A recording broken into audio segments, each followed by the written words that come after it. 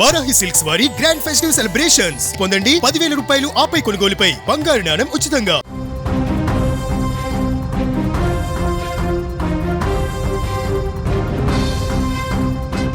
నాన్నంటే ఓ బాధ్యత, నాన్నంటే ఓ భరోసా, నాన్నంటే ఓ నమ్మకం, నాన్నంటే ఒక అభయం. కానీ బాధ్యతగా ఉండవలసిన వ్యక్తే గాడి తప్పాడు. భరోసా అందించవలసిన చేతులే కాటేశాయి.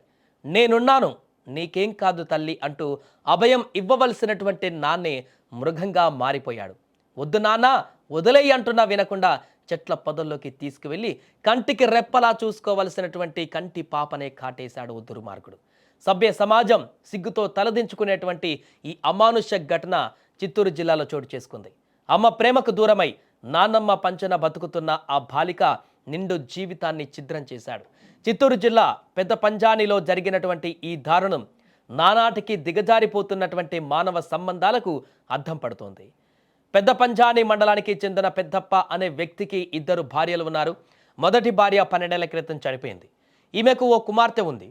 మొదటి భార్య చనిపోయిన తర్వాత పెద్దప్ప రెండో పెళ్లి చేసుకున్నాడు. అయితే మొదటి భార్య కుమార్తె తల్లి చనిపోయినప్పటికీ నుంచి నానమ్మ వద్దే పెరుగుతోంది. నూతన సంవత్సరం సందర్భంగా గురువారం రోజున చికెన్ తీసుకుని ఇంటికి వెళుతోంది. ఈ సమయంలోనే బాలికకు ఎదురుపడినటువంటి ఆ తండ్రి పెద్దప్ప చేయి పట్టుకొని బాలికను పక్కకు లాక్కి వెళ్లే ప్రయత్నం చేశాడు. అడ్డు వచ్చిన బాలిక నానమ్మ అంటే నిందితుడి యొక్క తల్లిపైన కూడా దాడి చేశాడు.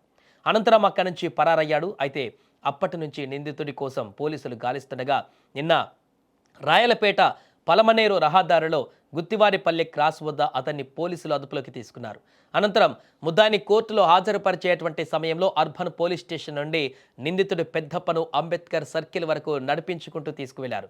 జనం చూస్తుండగానే నడి రోడ్డు పైన నడిపించుకుంటూ కోర్టుకు తీసుకువెళ్లారు. దీంతో ఈ వ్యక్తి చేసినటువంటి ఇంత దారుణమైనటువంటి ఘటనకు సంబంధించి అక్కడ ఉన్నటువంటి స్థానికులందరికీ కూడా తెలిసింది.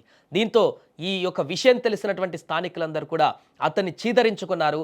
నడి రోడ్డు పైన వెళ్తున్నటువంటి క్రమంలో అలాంటి వ్యక్తిని పూర్తిగా కఠినంగా శిక్షించాలంటూ, ఇలాంటి వ్యక్తి సమాజంలో బ్రతకడానికి వీల్లేదంటూ కూడా కన్న బిడ్డపైన అత్యంత దారుణంగా ఇలాంటి అఘాయిత్యానికి పాల్పడ్డటువంటి వ్యక్తులు బ్రతకడానికి అవకాశమే లేదంటూ కూడా వారు ముక్త కంఠంతో వారి యొక్క అభిప్రాయాన్ని కూడా వెల్లడించడం జరిగింది. గతంలో కూడా ఇలాంటి ఘటనలు మనం చూసాం. మరలా ఇలాంటి మానవత్వానికే మచ్చ తెచ్చేటువంటి ఘటనలు జరుగుతున్నటువంటి తీరు తీవ్ర ఆందోళనగా మారుతున్నటువంటి పరిస్థితి. ఇలాంటి ఘటనకు పాల్పడ్డటువంటి వ్యక్తులకు అత్యంత కఠినమైనటువంటి శిక్షలు విధిస్తేనే ఇలాంటి వక్రబుద్ధి ఉన్నటువంటి మిగతా ఎవరైనా ఉన్నా కూడా మధ్యమత్తులో పైశాచికత్వంగా ప్రవర్తించేటువంటి వ్యక్తులే కానీ, లేదా ఇలాంటి వక్రబుద్ధితో ఆలోచనతో ఇంకా సమాజంలో ఉన్నటువంటి ఏదైనా వ్యక్తులు కానీ వారికి భయం కలిగించేటువంటి విధంగా ఇలాంటి తప్పు చేస్తే ఏం జరుగుతుందో అనేటువంటి విషయాన్ని వారికి ఊహిస్తేనే భయాందోళన కలిగేటువంటి విధంగా శిక్షలు విధించాలి. అప్పుడే కానీ ఇలాంటి ఆలోచన వక్రబుద్ధి వచ్చేటువంటి పరిస్థితి నుంచి బయటపడేటువంటి అవకాశం ఉందంటూ కూడా చెప్తున్నారు. ఏదేమైనా కూడా చిత్తూరులో జరిగినటువంటి ఘటన అక్కడ స్థానికంగా కలకలం రేపింది. కన్న బిడ్డపైనే అత్యంత దారుణంగా ఈ రకమైనటువంటి అఘాయిత్యానికి పాల్పడ్డటువంటి వ్యక్తి పైన తీవ్రమైనటువంటి ఆగ్రహాన్ని వ్యక్తం చేస్తున్నారు స్థానికులు. అసలు ఇతను మనిషేనా, ఇంత దుర్మార్గంగా కూడా ఉంటారా మనుషులు అనేటువంటి అభిప్రాయాన్ని వ్యక్తం చేస్తున్నారు. ఏదేమైనా కూడా అతనికి కఠినమైనటువంటి శిక్షలు పడాలంటూ కూడా వారు ముక్తకంఠంతో డిమాండ్ చేస్తున్నారు.